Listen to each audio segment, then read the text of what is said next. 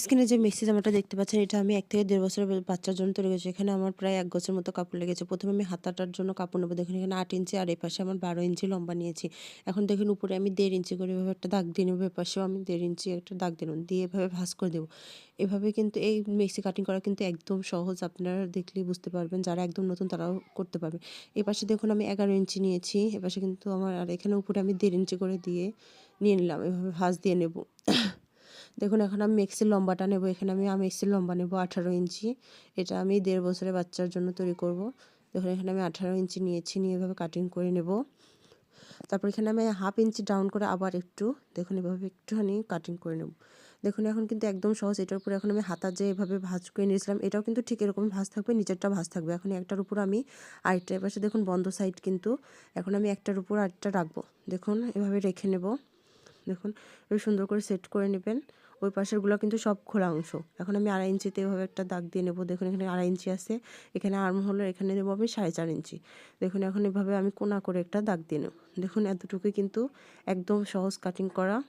দেখুন এটা কিন্তু আমার একটু লম্বা লং হাতা হবে এবং হাতার নিচে কিন্তু রাবার হবে। দেখুন কাটিং করার পর ঠিক কিন্তু এই যে এরকম কোনা হয়েছে। এখন একটা হাতা দিয়ে আমি এপাশে একটা একটা বডির সাথে একটা হাতায় হবে, আরেকটা বডির সাথে আরেকটা।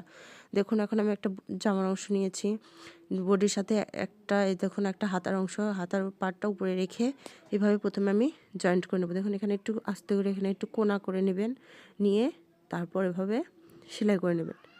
দেখুন এভাবে কিন্তু আমি আরেক পাশে হাতার আরেক সাইডে কিন্তু আরেকটা বডির আরেকটা অংশ কিন্তু এভাবে সেট করে নিয়ে এভাবেই সেলাই করে নেব। দেখুন ওই পাশে কিন্তু একটু কোনা করে সেলাই করবেন, তাহলে আবার যখন আমরা ভাঁজ দিয়ে সেলাই করব তখন সুবিধা হবে।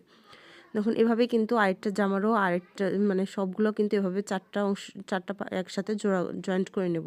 দেখুন এখন হাতার নিচের অংশটা আমি জোড়া দিয়ে নেব। হাতার নিচের অংশ এভাবে সেলাই দিয়ে নেব চিকন করে।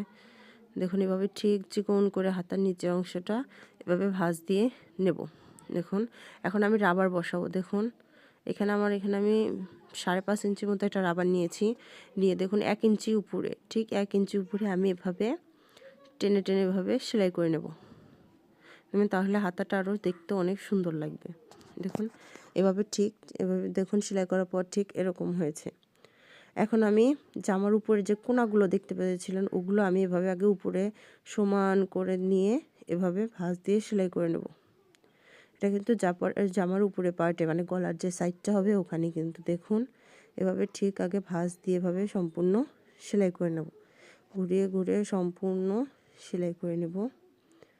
দেখুন এখানে কিন্তু আমি একটু ফাঁকা রাখবো নিচেরটাতে, কিন্তু উপরেরটাতে কিন্তু ফাঁকা হবে না। এখন উপরটাতে কিন্তু আমি 1/2 ইঞ্চি ফাঁকা করে এভাবে সম্পূর্ণ মিলিয়ে সেলাই করে নেব। দেখুন উপরটাতে কিন্তু কোনো ফাঁকা থাকবে না, শুধু নিচেরটাতে রাবার ঢোকানোর জন্য আমি দেখুন এখানে আমি একটা 14 ইঞ্চির মতো একটা রাবার নিয়েছি, নিয়ে এটা এখন রাবারটা এখন আমি ওই যে একটা ফাঁকা রেখেছি ওখান দিয়ে আমি এই রাবারটা ঢুকাবো। দেখুন সেফটি পিন দিয়ে আমি এটা ঢুকিয়ে নিলাম। দেখুন ঢুকানো হয়ে যাওয়ার পর এখন দুইটা রাবার একসাথে করে আমি এভাবে জয়েন্ট দিয়ে নেব। নিয়ে বাড়তি অংশটুকু কাটিং করে নিলাম। দেখুন ঠিক করার পর দেখুন রাবারটা লাগানোর পর ঠিক এরকম হয়েছে। দেখুন দেখতে অনেক সুন্দর লাগছে। এখন আমি হাতার যে দুইটা হাতা মানে হাতার একটা করে হাতা আমি এভাবে সাইড থেকে এভাবে জয়েন্ট করে নেব।